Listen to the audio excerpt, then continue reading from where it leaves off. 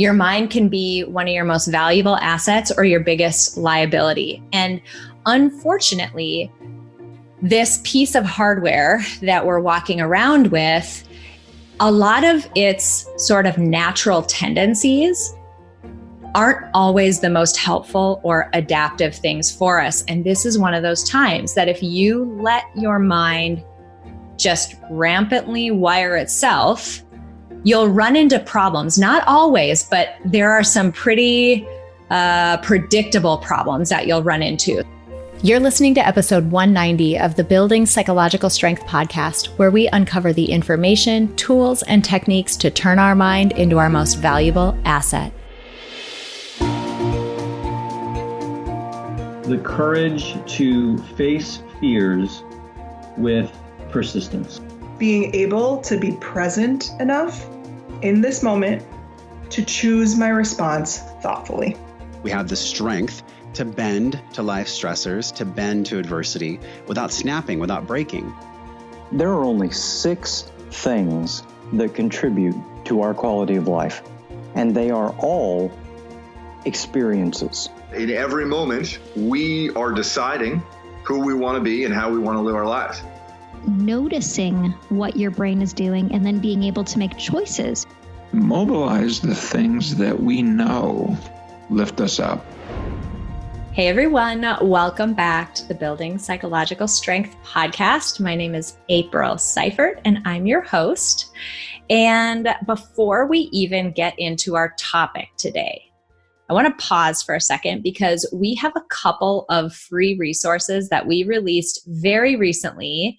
And before we get into anything, I want to make sure that you all know about these 2 free resources. So the first one, as you know, kids are going back to school, and that means a lot of different things for families, depending upon how old your kids are, where you live, your comfort level, and your own personal circumstances. Your kids may be going to school from home virtually. They may be at school full-time. It may be a hybrid model or something else. You might be trying to help them with school, work alongside them. I mean, any number of competing responsibilities are likely on your plate. And we heard from a number of people that they were frankly and very understandably freaking out about this because it's a lot of responsibility for one person to shoulder, or 2 people, depending upon what your house looks like, to shoulder. It's a lot of competing demands. And in situations like these, one of the things that's been floating around in my head, and we should maybe do a whole episode on this as well, is, people like to say, hey, when life hands you lemons, you should just make lemonade. And I'm like, you know what? Sometimes you just have to eat the lemon. Like sometimes you just are home. Ashley's on this episode too. That's who you hear giggling. Hi. I mean, sometimes you do. You just have to eat the lemon because there's no way for many families to just quit their jobs and homeschool their kids full time. And in a lot of cases, kids can't go back to school full time. So we're in this position that is just not easy and ideal for a lot of people.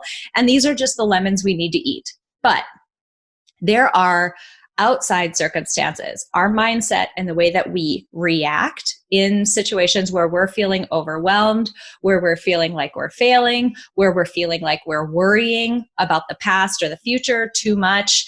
In those situations, there are some very specific techniques that you can use to bring yourself back to calm and balance and sort of rational thinking when you're feeling like your mind is kind of going out of control. So that's what we put together for you. It's a free set of resources.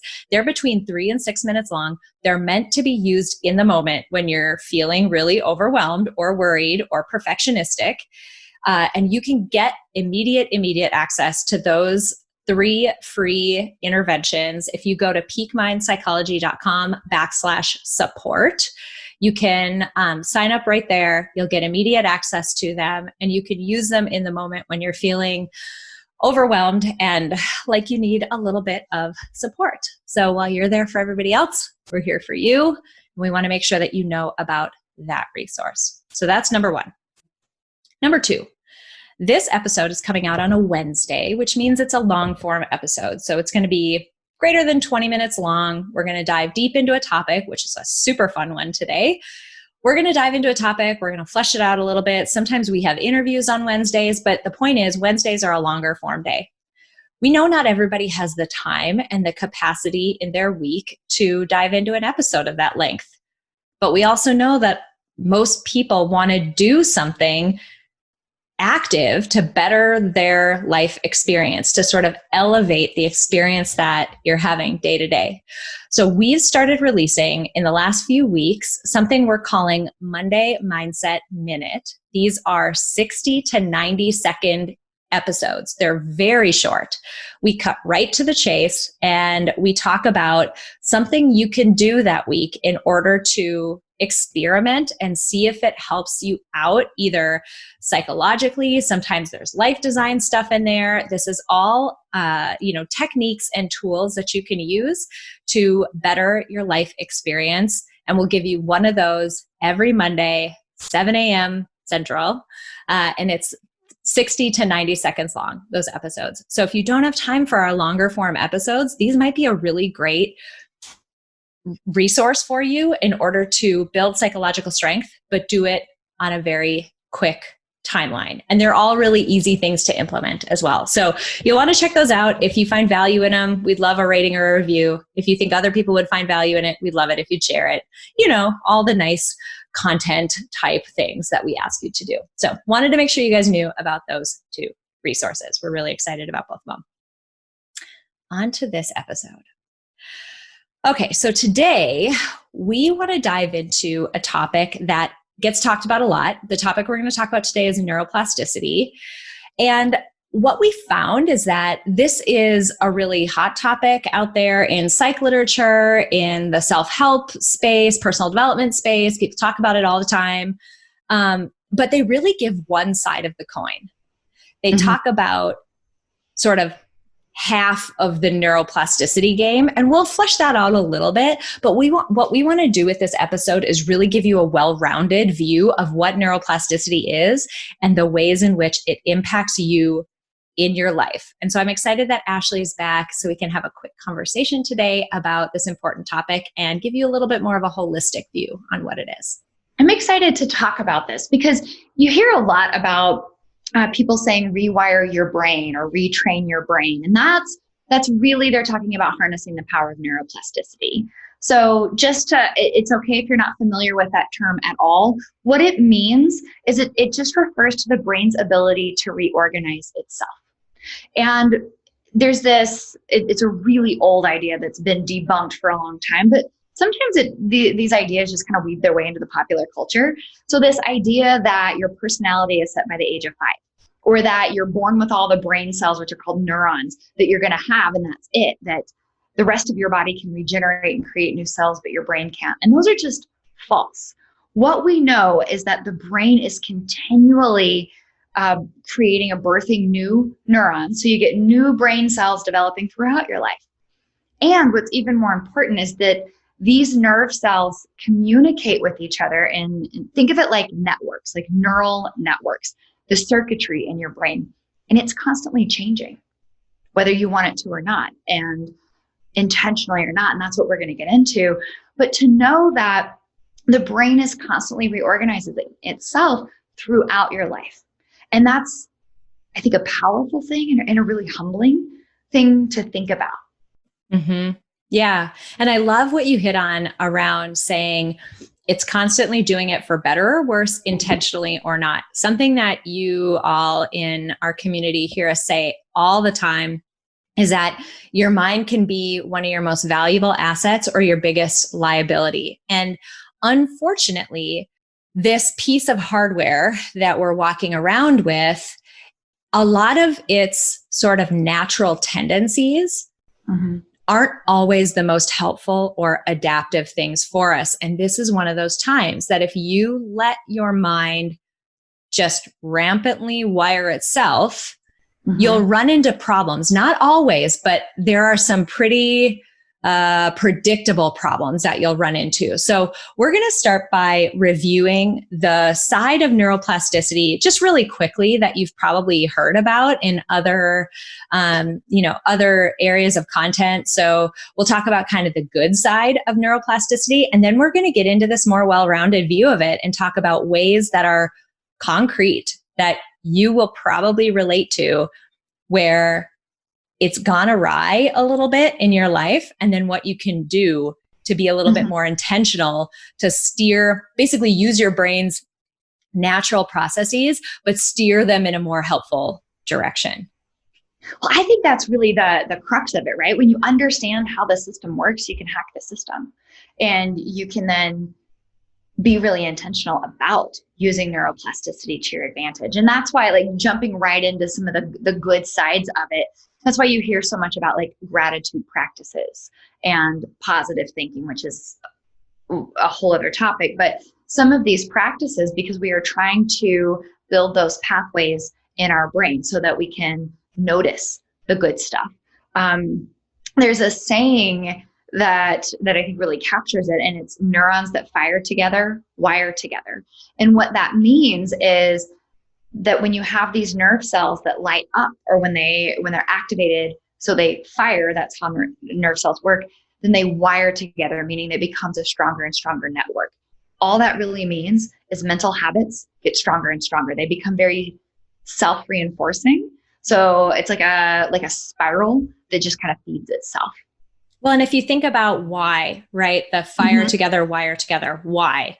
One of, again, the very common things that in our community you'll hear us say is that one of our brain's biggest jobs, our mind's biggest jobs, are to help us move through life, make sense of everything, and do it without dying every day. So like keep us alive, keep us healthy, keep us getting through our day while expending the least amount of energy possible. So just like a quick brain thing, we've got two sides of sort of the cognitive energy coin. We've got the side that we're more deliberate about. It's a slower process. We have to work harder. If I told you what's 13 plus 27, you'd have to think a little bit to do it, right?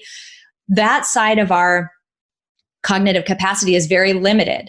And we're constantly being bombarded with situations and people and information and decisions and circumstances that tax that system. So what our mind does is it says, okay, anything that I can automate, anything that I can just get off of my plate and push down to an automatic, we call this below the surface of the water. We use this iceberg example. Anything that I can get off my plate and push below the surface of the water so it just happens involuntarily, I'm going to do that because I need to keep this limited resource of intentional working memory. I need to keep it available. So the more times things fire together, the more times you see this person in that situation and this person in that same situation and this person in that same situation. Or another example I love to use, the more times you drive to your job going in the same route, you've probably experienced it where you start driving not to go to your job, but maybe you take the first exit and you find yourself driving to your job when that's not where you meant to go. It's because an automatic habit or an automatic process kicked in, something that your brain, your mind took from being more deliberate, pushed it below the surface and said, we're going to automate this thing. So things that fire together, wire together, because our mind is saying, I'm noticing a pattern, let's make it automatic. I don't want to have to deal with this anymore. I'm going to keep my random access memory or my working memory available. So there's a really great biological, just adaptive reason why this happens, but it's a fundamental process of your mind that you need to understand. Right. Well, and I think it's such an important one because so I kind of jumping over to like another angle on this is when people say like, well, this is just the way I am. Or earlier today, I got the question about strengths and how your lower strengths, so the ones that you are weaker in, this person was asking me because they're like, I was told that's just how it is. I just have to accept it, learn to live with it. And I wholeheartedly disagreed because of this neuroplasticity. We can, to a large extent, train our brain to work a little bit differently. And I love to compare it to posture. When I was growing up, I was a ballet dancer, and I had a stickler of a teacher, and I had pristine posture, straight spine, long neck, beautiful open shoulders. And then I got a desk job, right? I sit all day and in a cushy chair, and over time, that natural, my default was a very straight back, started to slouch a little bit. I didn't even notice. Over time, now I notice that's my default. And it's not even when I'm sitting, I catch myself in pictures and my shoulders are a little forward. That is a metaphor for neuroplasticity. It just becomes a habit, and then it starts to kind of feed itself. Now, the cool thing is I'm aware of that habit, and I'm making efforts to correct it, to train my posture again. And we can train our minds to do the same thing. This is where you hear the exciting stuff about compassion, about resiliency, about gratitude, about growth mindset. We can build these connections. We're not stuck. And it's amazing. Absolutely. And I love that you brought in growth mindset, because that's the one that people, gratitude and growth mindset, I think are the two areas where we hear about this all the time. Right. Like if you have a gratitude practice in the morning, in the evening, or maybe both, your mind will naturally start looking for things to be grateful for throughout the day. And that's true. It's absolutely true. Growth mindset, if you adopt, the quickest way to talk about it is to adopt this mindset of yet. If you're not good at something, I'm not good at it yet. Or I tried this and I'm I really didn't do well. Well, yet, you can work on things, you can get better at them. Most people aren't naturally gifted at things that they eventually excel at. It takes a lot of work. Right. So we hear a lot about this sort of positive side, like be inspired, look at all of these amazing things your mind can do. And all of it is true. But what we don't hear about is the flip side of the coin. And that's where I want to focus this next part of our conversation, because I wholeheartedly agree. Do all of those things that we just said. Focus on growing, some of your weaker strengths. Focus on practicing gratitude. Focus on, finding ways that you can grow as a person and develop new skills and abilities. Change your concept of who you are as a person to be more helpful and better for you. All of that, definitely. But there's a flip side to it that I want to unpack a little bit, because if you're not equally aware of it, some of those efforts that you're doing on the good side can be thwarted a bit or diluted a bit, because your mind is in the background doing its normal thing, and you're not realizing that it's also creating, I don't want to call them bad wirings, but just call them less helpful wirings. Yeah. Well, and then again, if we leave it to its own devices, those get strengthened, right? Fire together, wire together. Or you can think about it like going over, those speed bumps, right? Like if the speed bump's been there for a long time, there are grooves worn in it where the car keeps going over and over and over, and that becomes the default, the natural way. And you don't have to follow the grooves. It just takes some effort to bypass them and go a different route. When we kind of think about how this can go against you, I guess my thoughts fall in two categories in April. I'd love to hear where yours go. I think of it in terms of just like the day-to-day input we're taking in and what kind of toll that can take on our mental habits, which then affects our quality of life. And because I specialize in anxiety disorders, I also tend to think about that in particular, and the associations that happen there, and then where that can go. Absolutely. I love both of those. I think we should dive into both of those and where they fall. This is funny, but Ashley and I, just back history, we met each other in graduate school, and we both went to the University of Nebraska. Now, there are certain graduate programs that are more famous than others. And one of the most famous ones at the University of Nebraska is their law and psychology program. And something that I learned from our law psych colleagues that has stuck with me, because it's actually really useful in just this was from the law side of their training, but it's really useful in the psychology side of their training, is this. This pertains to, I'm going to get weird for a second. I promise it's related. This pertains to sexual harassment in the workplace. Okay. And for something to be deemed sexual harassment, it has to be, and this is the part that's going to be related to us, severe and or pervasive. So it has to happen. It can happen once, but it has to be really severe. I see where you're going. Yeah, right? Yeah. And or, but for our case, it could just be or. It has to happen, maybe it's less severe, but it happens repeatedly over time. That is a beautiful way of understanding how our brain forms wirings. Think about something like food aversion.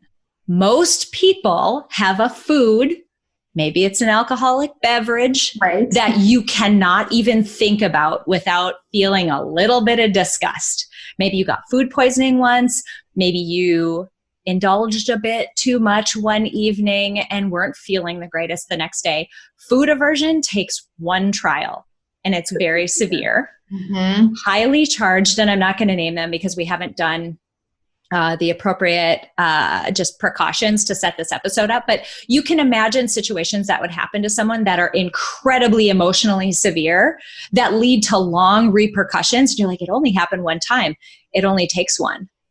Well, I like that way of thinking about it as emotionally charged, because I tend to think it in terms of anxiety, because that's what I see. But any strong emotion, because even when we just think about memory, right? We have all these different types of memory, and most people think of memory as like what did I have for breakfast? And I can recall like a picture of it, or like facts. Check. Right. That stuff fades, but emotional memory doesn't. And it's very closely tied in. It belongs in our limbic system, which is like an older part of our brain, the reptile brain, if you've heard that, the amygdala, if you are familiar at all with the fight or flight response, or the anxiety world. It doesn't forget. And so really, really salient or powerful, emotionally charged things, boom, encoded in our memory. And that emotional part of our brain isn't going to forget it. And then what it starts to do is make associations. It's powerful, but not sophisticated, as we like to say. And what happens is we start to associate things. So let's say if we stick with food aversion as a relatively safe one, maybe it was, I threw up taquitos once in high school. I don't know why. I just did. Do you know how long it took me to eat it? But it wasn't just taquitos, because then it was like tortillas and Mexican food if it was in a crispy shell, right? So like, because those things were associated with that experience. So all I'm saying is that things kind of get wrapped into this web, or they get connected, they get wired together. And so perhaps you have a really charged event. It also makes me think of like, if you had a really like bad relationship experience, and then you meet someone who wears the same cologne or has a similar mannerism, pronounces a specific word the same way, and you get this like, feeling. It's because it's been associated. And this happens outside of our control. And if you don't know better, then you're going to keep, kind of trusting your mind and saying, well, that reminds me of that, so I'm going to stay away from it. And that's the same process that we talked about, or one of the processes that occurs because of this hardware that we have that we're walking around with, that's trying to be adaptive, trying to keep us alive. Clearly, if you got that sick, or you were that scared, or it was that terrible, or it was that whatever, clearly this is something for us to avoid. Right. I mean, think about this in, terms of being thousands and thousands of years ago, right? Like that would be something you'd want to avoid, because clearly it's out to kill you.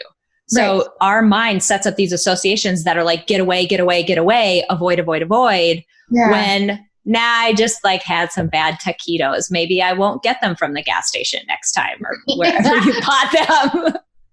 Fair. No, but that makes sense. I think of like, being around the water hole, like, if we go with ancient caveman days, you're around the watering hole and there's a tiger, right? So then that's emotionally charged. If you survive that, then your mind is looking for other signals of that danger. Like maybe it's a specific bush or water or things like that. So when you encounter those in other situations, you're going to have that same response. And if you act on it, so you run away, you escape, you're confirming it and building it. So that's that feeding the cycle kind of thing. Mm-hmm. Yeah, that's important because we don't realize what impact our, like, I'm going to say our chosen behaviors, even though sometimes those behaviors happen involuntarily and we don't realize. In a lot of cases, we can build the ability to choose them, even though in the moment, maybe you feel like you can't.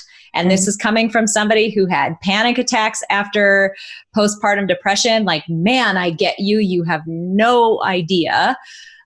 We'll unpack that again someday. I've told the story once, but it would be fun to tell it with Ashley, because then she could say like, and that's what you were experiencing, and like name all these things in a really scientific way. But I get it that sometimes it feels involuntary, but the behavior that we do as a result, it's a feedback loop that tells our body, okay, you saw that bush, you saw that like rustling of the leaves next to water. And the last time that happened, it was a tiger and we freaked out and you ran away. So we must have been right. And it strengthens the wiring between those two things. So now we've got, severely emotionally charged events. We've got your behavior that is a feedback loop. And then the other side of this that we kind of mentioned with my weird sexual harassment analog was there are some times where it's not severe, but it's pervasive. It happens consistently over and over and over. Mm-hmm. We are in that climate right now. I'm just going to say to this audience, how much of the news are you watching right now? How much of your day is spent either looking at Facebook, watching the news, I don't care what station it is, watching people argue? Mm-hmm. That's not severe. It's not like somebody's bursting into your house with a gun and making you afraid, but it's like a low grade ick, a low grade friction that's happening on a consistent basis called election season in the United States. And we have an episode planned for this, which we'll dive into that in more detail. But the point I'm making is, it's easy to look at one isolated situation and be like, oh, that wasn't that bad. But if it's happening to you over and over and over, sexual harassment or yucky feelings, those add up to be a really harsh, difficult thing for people to handle. And you can develop these same wirings in that regard. Well, and let's take it even more like a day-to-day kind of thing as I think about this pervasive and how it can shape the way our brain works, right? So for you parents out there, be careful, be careful, be careful. No, kiddo, be careful. Like when you're saying that, like that's actually a really helpful thing sometimes, right? But if it's a very consistent, pervasive message, what that little brain is learning and that little person is to be on the lookout for danger, to be careful. So that's going to start to shape how they think about things, what they pay attention to. And so this is where I think neuroplasticity, it can be helpful or not so helpful, right? Mm-hmm. It's the same thing if we've got a boss who's constantly critical, then that's going to train us to start to look at our own work, right? If I've got a boss who every time I turn in a report or an email comes back and says, yeah, I need you to be more careful. You need to proofread better. Here are your corrections. What is that going to do? That's going to start to make me vigilant. I'm going to start to read. I'm going to start to look for the imperfections and the mistakes. And that can carry over away from my written stuff and into my life in general. Yeah. And what we have as adults over kids, and I love to talk about this as well, because all of this makes so much sense if you just think about like, what's the hardware you're walking around with in your head? Like you're just dealing with this piece of hardware that has some basic, we talk about in Peak Mind all the time. Like if people just knew sort of like 5 things about how their brain worked, we would all be in a better position. And this is one of them. We're talking about so many of those basic things here. But one of them too is that we've got this old reptilian brain and it is absolutely essential for our survival. Mm-hmm. It freaks out rapidly. It forms associations. It helps keep things automatic and keeps us moving through the world without having to deliberate over everything. It also is ready to go out of the gate when a healthy human baby is born. Day one, pretty much, you have this system that is ready to start forming associations, ready to start evaluating the world. And that's from an adaptive standpoint. We need that baby to survive. So it's learning really rapidly, like making these associations like crazy. You know what that baby doesn't have? Any prefrontal cortex, like no ability to deliberate. Neither does that 5-year-old, 10-year-old, 15-year-old. That's why they're so crazy. 20-year-old. No, it's not until our early to mid 20s that we have that prefrontal cortex ability to say, yeah, I know we're freaking out right now, but let's rationally think about this and change the way that our mindset might be operating in this moment. So when you think about, this is one of those like sides of the neuroplasticity coin people don't say, I get it. It's easy to look at a kid and be like, no, but that comment or, that set of comments aren't that big of a deal. And I don't want to give parents a complex here. Like I'm a parent too. I get it. But it's more like the messages your kids receive from TV shows, the things that are constantly, told to them in the same manner consistently. Those things wire more easily in a child because they don't have the capability to deliberate and sort of mentally bat them away or refute them. They don't have that active filters. Yeah, right? They don't have those yet. Sort through. Yeah. Right. And so one of the things that is sort of the, I don't want to say bad side, but side of neuroplasticity people don't talk about is that.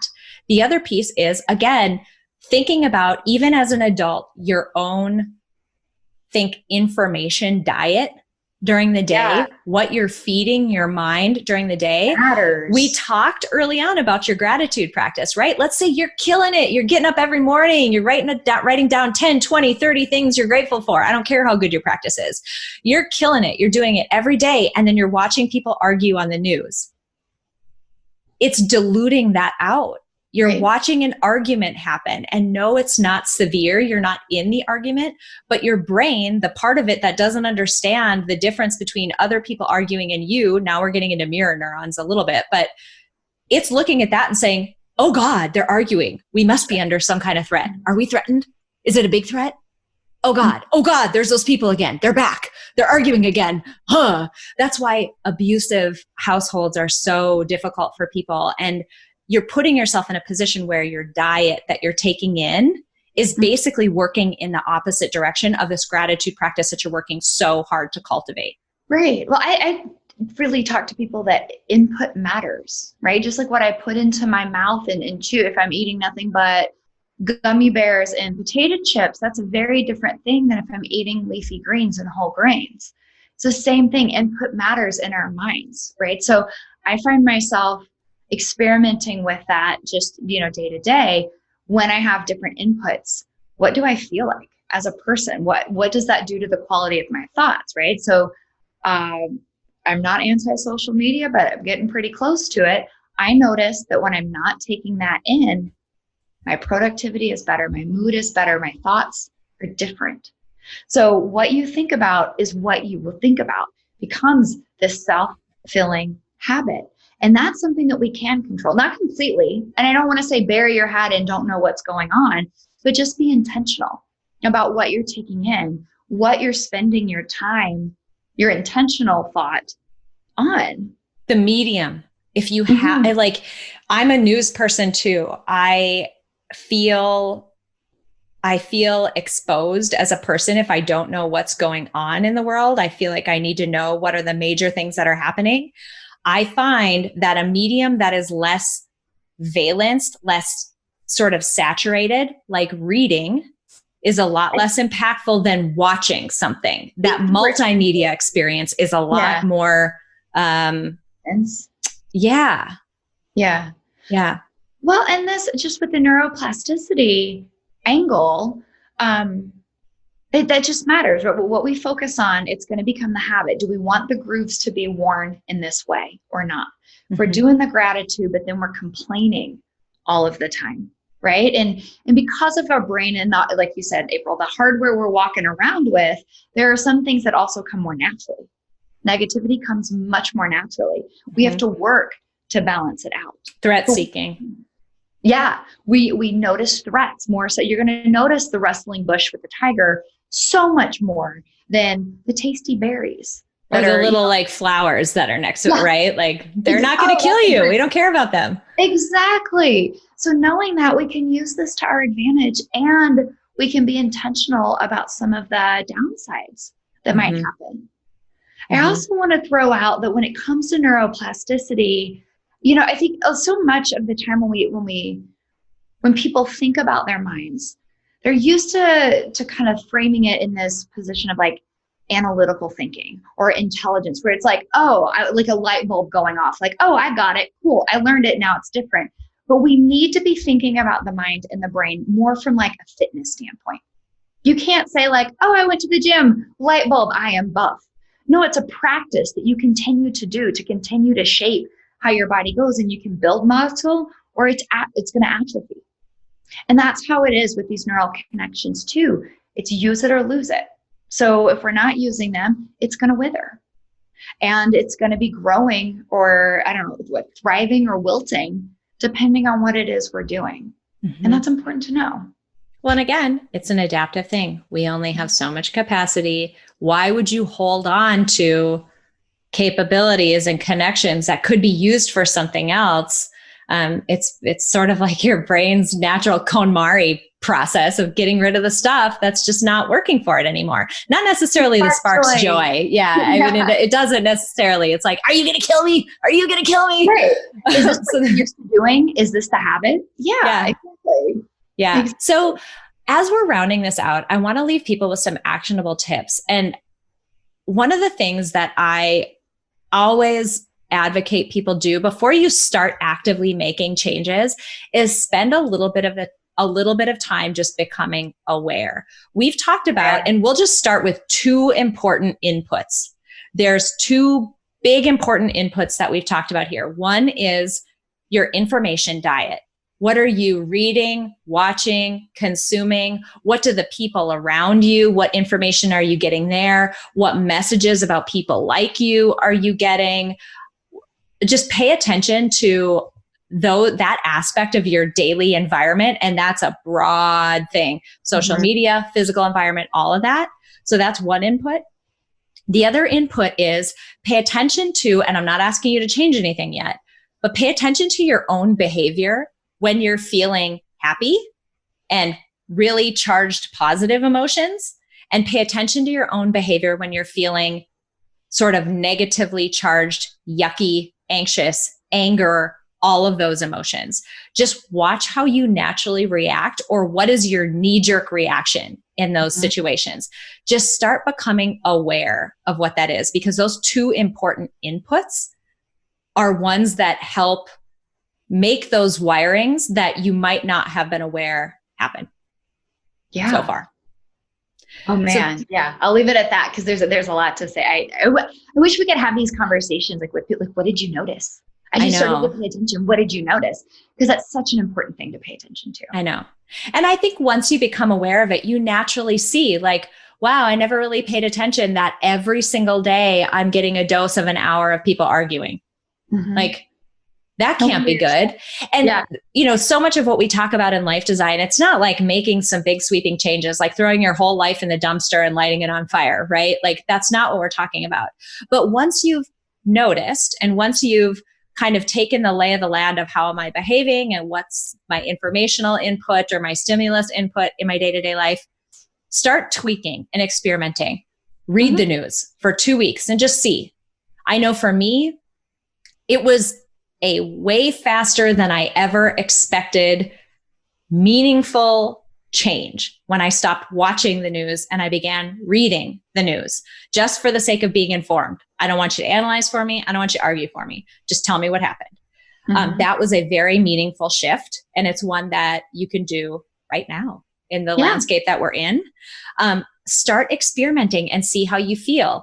Just put down like a quick little rating system on a notebook. You don't need anything fancy for this, but like, here's the experiment I'm running. 1 to 10, how did I feel today in domains that are related to that experiment?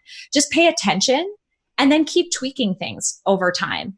I mentioned at the beginning of the episode, these Monday mindset minutes that we're doing, that's basically what those are. They are little experiments you can try throughout the week. So if you need some inspiration, check out those episodes. But really, like, get aware of what you're doing in your life and just like tweak a few things and see if it works to move you in a direction that's more helpful.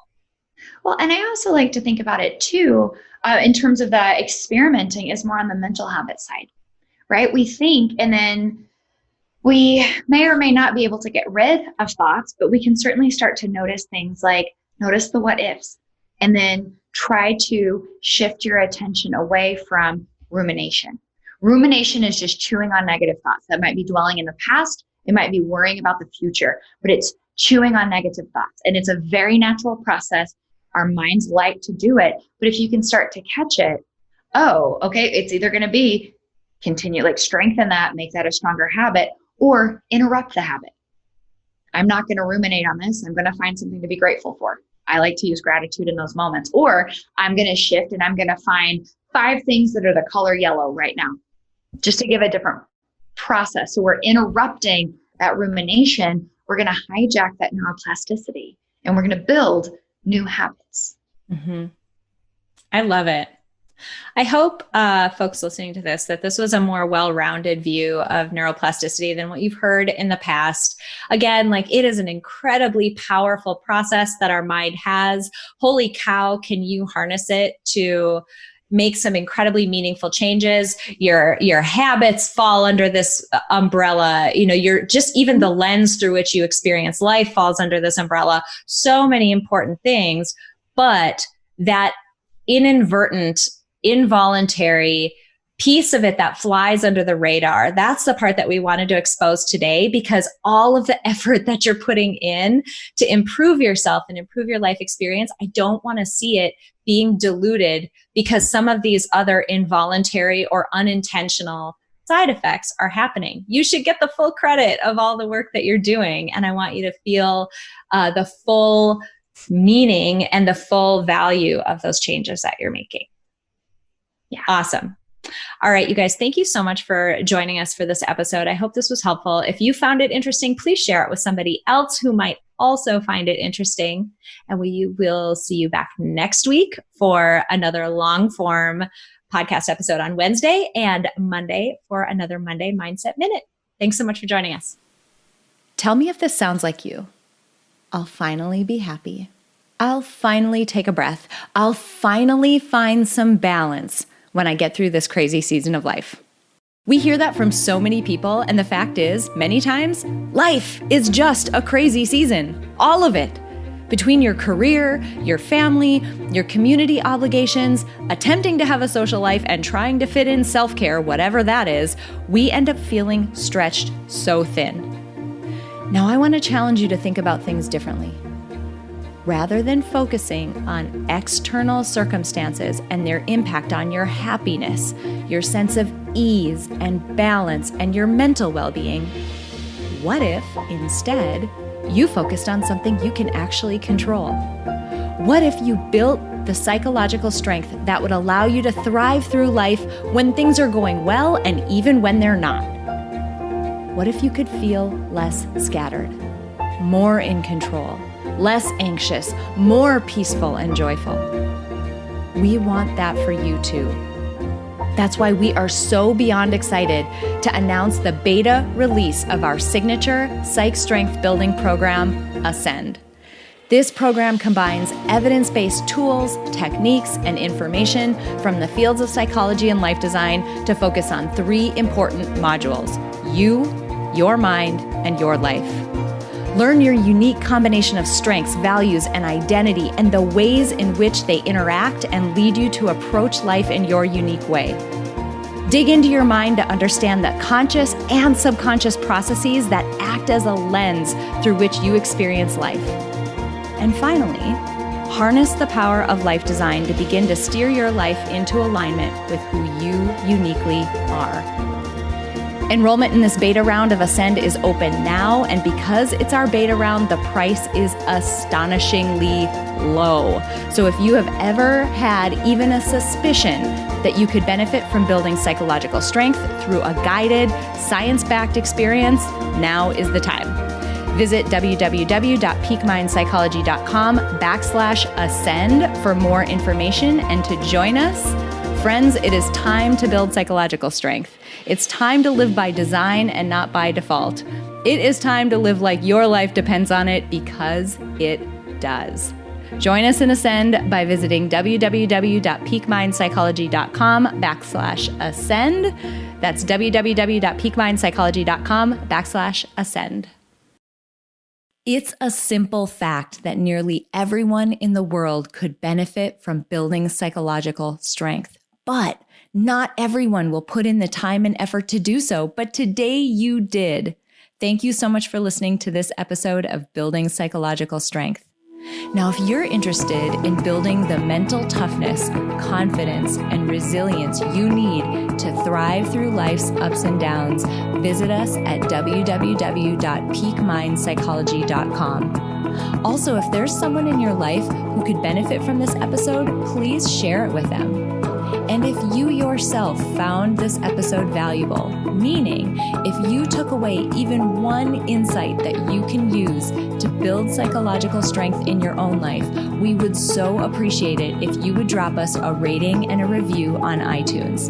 The thing is, the more ratings and reviews we have, the easier it is to get this powerful and important content out to the people who need to hear it. Remember, your mind can be your most valuable asset or your biggest liability, and you get to choose. So choose wisely, my friend. And I'll see you next time on Building Psychological Strength.